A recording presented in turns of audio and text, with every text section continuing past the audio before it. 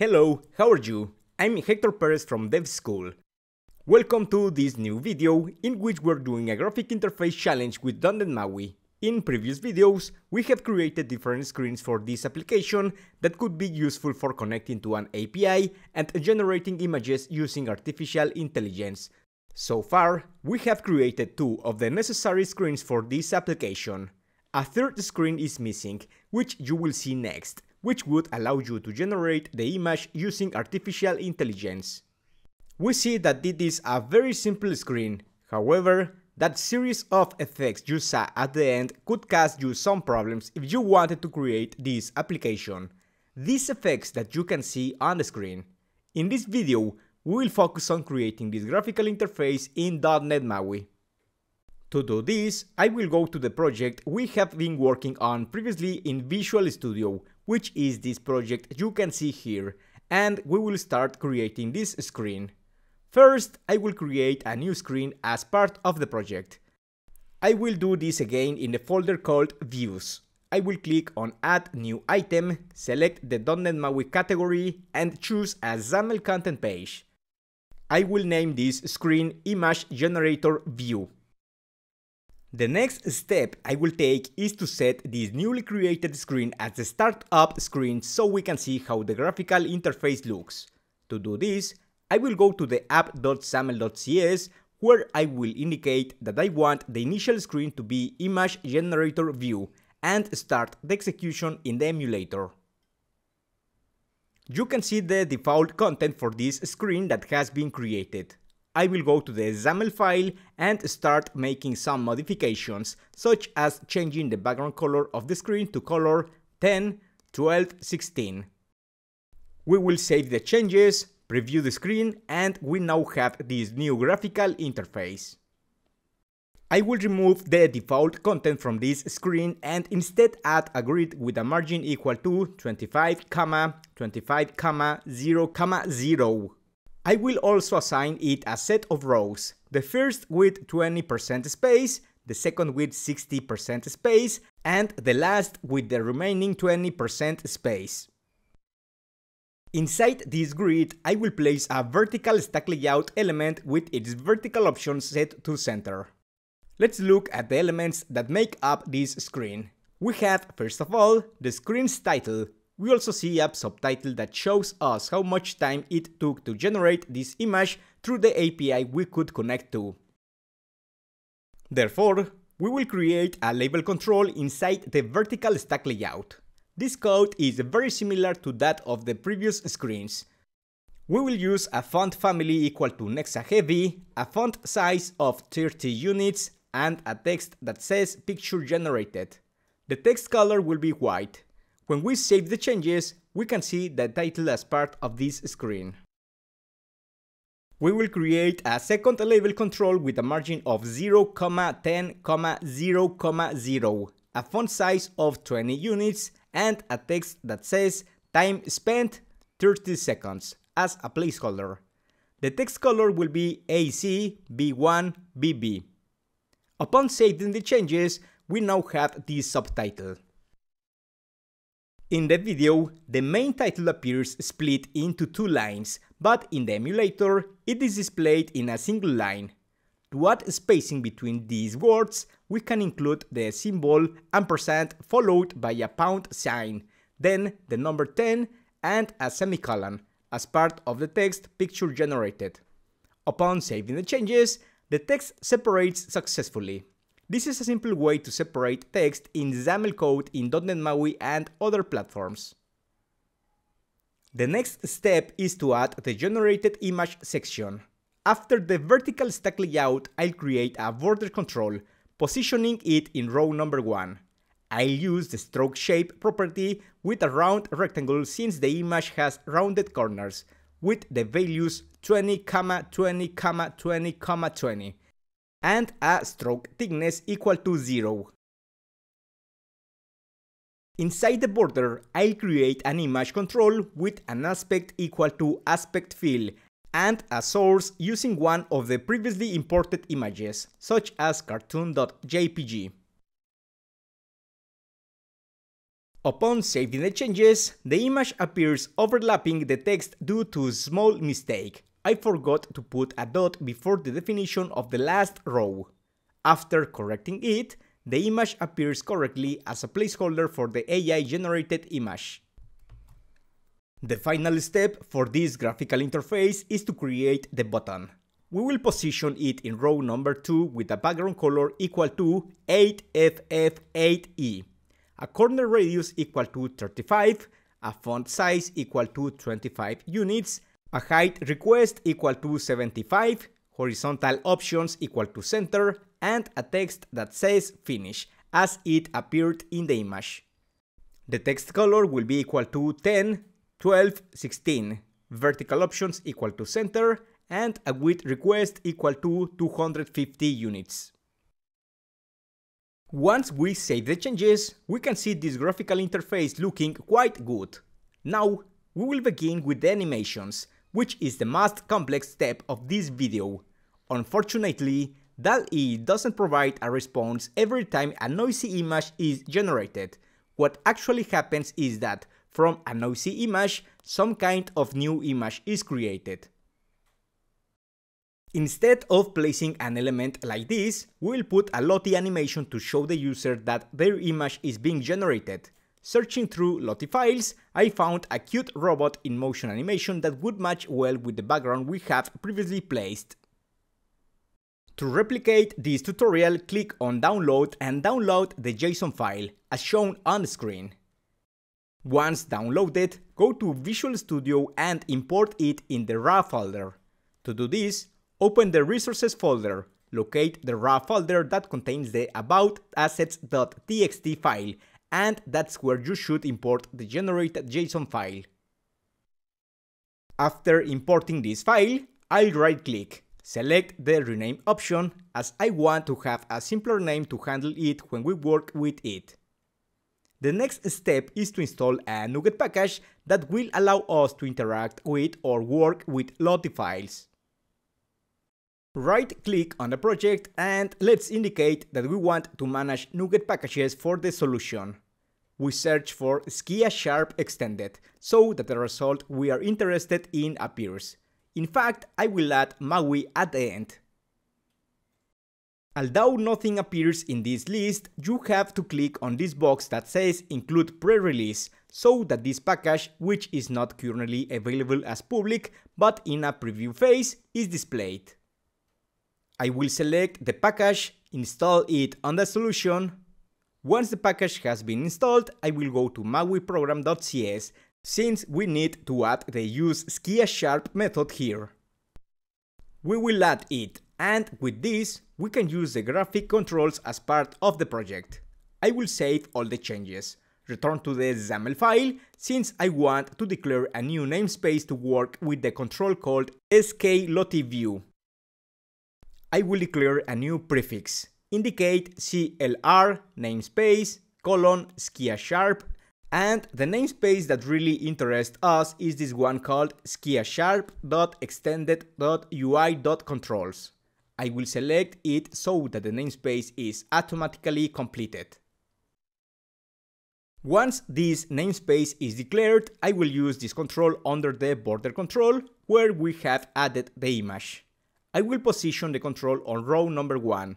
True is animation enabled. I will indicate if I want the Lottie animation to be animated.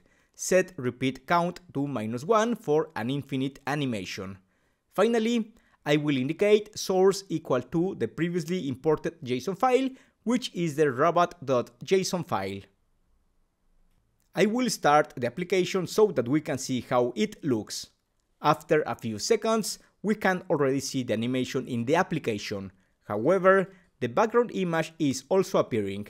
Therefore, I will control this border controls is visible property with a false value to make it disappear, and with this, the border containing this image disappears. I will stop the application for a moment, and this is because I want to explain you what steps we need to take in the application or what we need to achieve. You can see that as part of the application, this image is generated. Certain seconds pass, and I want you to see what happens when the image is generated. When the image is generated, a green rectangle starts to animate simultaneously with an animation in the second counter. This is the first animation that occurs simultaneously. Once the rectangle animation is completed, notice how behind the numbers 55 a second animation begins to fade away. Finally, we have a third animation that starts the button's movement to make it larger, allowing us to press it and finish this step of image generation. This is what we need to achieve as part of the application. To do this, we need to adjust the elements so that these animations can occur. What do I mean? First, let's go with the simplest. Modify the button so that it does not appear by default. You can see that while this whole process is happening, the button at the bottom does not appear. How can we achieve this? Well, we can simply indicate that we want scaling equal to 0, with which the button in the application will disappear, as you will see in a moment. Okay, you can see that we have the app or the page displayed here, but this button is no longer immediately visible. We're going to use this button temporarily to perform some tests. I'll change the scaling from 0 to 0.1, which will minimally display this button so we can press it and do some tests with the animations. I'm also going to add an XName for this button, equal to btn finish, so that we can control it from the code behind and add an animation. And we're also going to add the clicked event. Let's create a new event handler that is created by default. Now that we have the event handler ready, the next step we want to achieve is to stop the animation being executed by the robot and hide the SK Lottie view control. How can we do this? Well, let's go to the code behind of this page that we haven't touched until now. And I'll declare a private method called stopGeneration. Once we have the method ready, we'll invoke it from the event handler. As mentioned earlier, we want to stop the animation and hide it from the user's view. To achieve this, I'll indicate that I want to add a name to the control using XName. Let's call the control Lottie, for example. And from the code behind, we'll set Lottie.isAnimatedEnabled to false to stop the animation execution and not overwhelm the app's graphical interface. Next, we'll set Lottie.isVisible to false, as we want to hide this control from the user's view. If we go to the app, you can see that if I press the button, the animation stops and also disappears. The next step is to display the image that has been generated by artificial intelligence. To do this, I'll go back to the XAML file and give a name to the border containing the image generated by the AI. I'll assign XName the value image border. Let's save the changes. Go back to the code behind, and the next step is to set image border.isVisible to true to display or show the image to the user. Running the app again, you can see that if I press the button, the animation disappears and the generated image reappears. The next thing we need to do is create the green animations we see on the screen. You can appreciate that what's really happening is that a rectangle is being modified, but its scaling and opacity. You can see how this rectangle is increasing, getting bigger, and also disappearing. Similarly, this green color that appears behind the number, what it does is become more intense, that is, its opacity increases. This is the opposite of what happens with the green rectangle. It's the first animation we're going to work with. What we're going to do is duplicate the border with the image. First, to create an animation, the animation you're seeing. I'll go back to the app's XAML code. I'll copy this border, paste it. I'll remove some things here like the image, since we don't want to have the same image as part of the control. I'll change its name. Instead of image border, I'll name it, for example, image animation. Save the changes. I'm going to stop the animation and we can look at this image again. To be able to see this border, we're going to change the isVisible property to a true value. Now we have our border here, which matches exactly the first border containing the image. We're going to change the background color through background color and assign it the color E8FF8E. When viewed on the emulator, we have this green color. To better visualize the image, let's change the opacity to 0.9 value. Save the changes, and now we can see this rectangle right in front of the image, but still allowing us to see a bit of the image in the background. We now have this first border ready for the animation. The second thing we need to do is add a border to this 30-second text so we can work with the border interactively from the code behind. To do this, we need to separate this string, which is currently a label control, into multiple elements. What I'm going to do is change this label control and I'm going to delete it completely. Instead, I'm going to create a horizontal stack layout with a margin equal to 0, 10, 0, 0. Inside, I will create a set of controls. First, a label control with a font size equal to 20, text equal to time spent, a text color equal to AC, B1, BB, and its vertical options equal to center. We previously had these properties in the label control. I'm going to copy the label control, paste it a couple of times, and modify the last label so that instead of the text being equal to time spent, it's equal to 0. As we watch the changes in the emulator, we now have time spent 0. The next step is to remove the second label, and this is because we want to create a grid containing both the text and the border. I'm going to declare a border control with an xName equal to border time, so we can manipulate it from the code behind. Position it in row number 1, a background color equal to E8FF8E, also isVisible is equal to true, its opacity property is equal to 0, and scaling equal to 1.1, a stroke shape equal to round rectangle 5, 5, 5, and finally stroke thickness equal to 0. We're doing this because we're setting up the border to have some initial characteristics based on the video we're watching on the screen.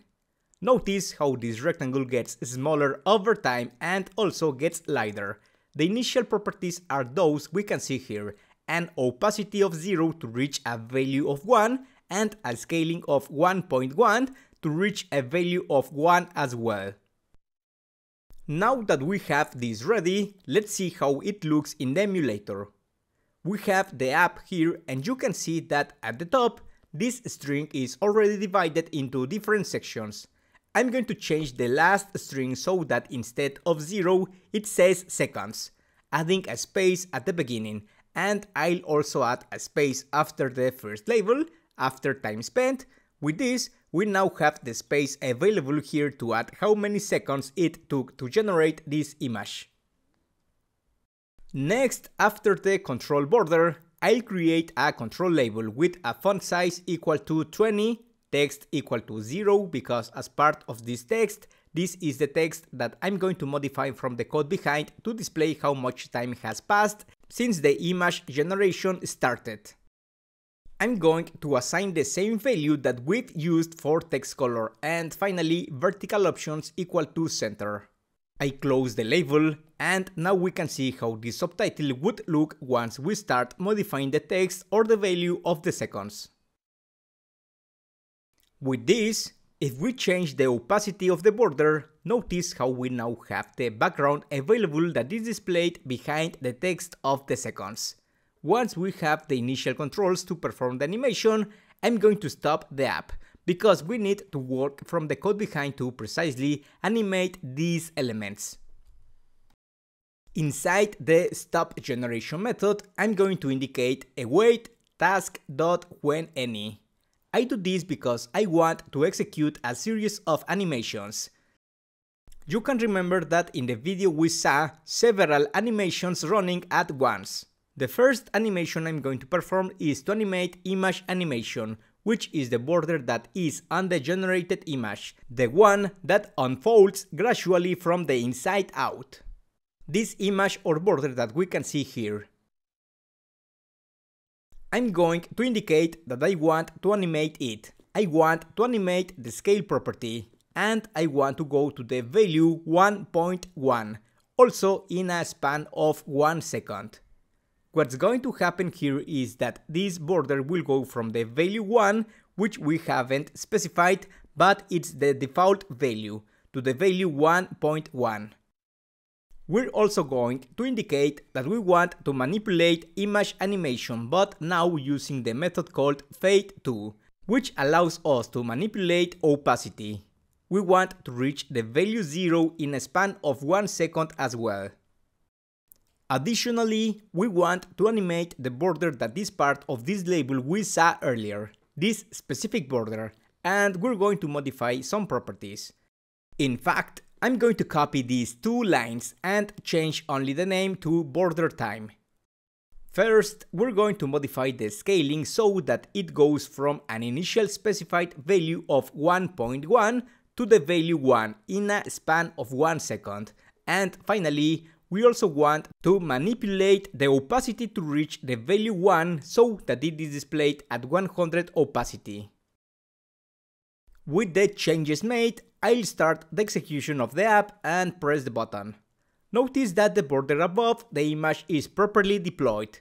We couldn't see the second effect because in the XAML code I had previously modified the opacity value to 1 when initially it was set to 0.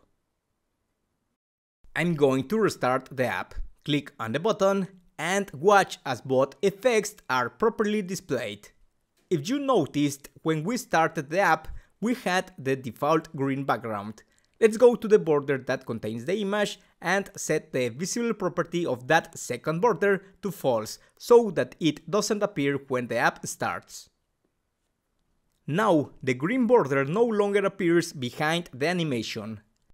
Next, I'll add a delay to avoid the abrupt change we're currently seeing.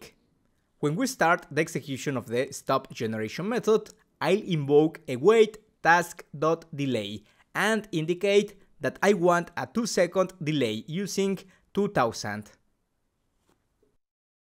Upon pressing the button, the image appears, but the animation starts after a couple of seconds. Finally, since we modified the isVisible property of the second border, we also need to modify the property once the animation begins. To do this, I'll add this line, imageAnimation.isVisible is set to true. We'll start the app and see how it looks. We'll press the button. Okay, you can see that the animations have executed correctly. The next animation we need to work on is the one where the background of the seconds fades gradually, and the last animation is the button. This is very easy to achieve in .NET MAUI. We go back to the code behind, and once this set of animations is finished, we'll indicate await border time, which is the control we're interested in. We'll apply a fade2 to a value of 0/300 milliseconds to make it faster. Finally, we'll display the button through btn finish, using the scale2 method to indicate that we want to reach a value of 1/1 second. We run the app again, click the button, and all animations have executed correctly. The next step is to create the timer that will allow us to modify this label control element to show us how many seconds the AI took to generate an image. Also, we'll modify the logic slightly so that it doesn't depend on this button to initiate this transition but happens after a certain time. I'm going to stop the execution of the application. I'm going to go to the top of the code behind file. Here I am going to add a new instance of a stopwatch through stopwatch. We are going to call it, for example, watch, which is equal to new stopwatch. This class or this instance will allow us to know how much time has passed since the execution or the generation of the image by artificial intelligence. To display this data, we go to the XAML file, search for the label that will hold this value, and add a next name equal to LBL timer. Next, we'll add the code that allows us to start a timer to execute a task at certain intervals, in this case every second, to show us the time taken since the image generation began. We override the onAppearing method, and within this method we use a task.delay, indicating time span.fromSeconds with a parameter of 2. This delay will help us pass the start of the task for a bit. We start the stopwatch to begin counting once this delay has passed. Then we use a variable called timer, which is a new instance of a class called periodic timer. We specify how often we want this timer to execute, passing a value of timespan.fromSeconds to indicate that a task is executed every second. We add parentheses, and inside we'll use a try catch, since we'll be using a cancellation token. We'll catch a task cancelled exception, and I'll explain why in a moment. I'll fill in the catch information. As part of the try, I'm going to create a variable called counter and set it to 0. I also need to add a closing brace to prevent errors. Then I'll indicate while await timer. This class has a method called waitForNextTickAsync that will allow us to control what happens after a tick is executed. In this case, we can pass a cancellation token, so I'm going to declare it after the watch.start line. I'll indicate var CTS equals new cancellation token source. Once it's declared, I'll pass it as a parameter through cts.token. This will allow us to cancel the execution of the task that runs at certain intervals. What we're doing is running a task every second, but in case the counter variable reaches a certain value that will help us count how many times the timer has been executed, for example, to know how many seconds have elapsed since the task started. If a condition is met, we'll directly cancel this task through the cancellation token source and execute the subsequent task from this catch, since once the task is cancelled, an exception of this type is directly thrown, indicating that the task has finished, and we can then execute the result of that task or what comes next after running the timer. Inside this while loop, we'll check if counter equals 5, and if that's true, we'll cancel the cancellation token source to execute this catch. We'll indicate that when the condition of counter being equal to 5 is met, meaning 5 seconds have passed, the task is to be cancelled. If this condition isn't met, we'll declare a variable called seconds, which will be equal to watch.elapsed.seconds to retrieve how many seconds have passed thanks to the stopwatch. Next, we'll modify the text property of the LBL timer control, assign it seconds.toString, and finally increase the counter by 1. Once the task is cancelled through this if statement, as mentioned earlier, the execution of this catch will take place, and this is where we'll invoke the stop generation method instead of executing it in the button event handler. This throws an error because the stop generation method has a void return type. We'll change it to task to avoid this problem. We can remove the event handler without any issues. Inside the stop generation method, we need to stop the stopwatch so it doesn't keep running. We'll indicate watch.stop, which stops the stopwatch. The logic is the same in the stop generation method, but the button is no longer responsible for executing this task. We'll remove the event and modify the scaling to have a value of 0. Upon starting the application, you'll see that after 5 seconds are displayed on the label control, the animation and animation set will begin.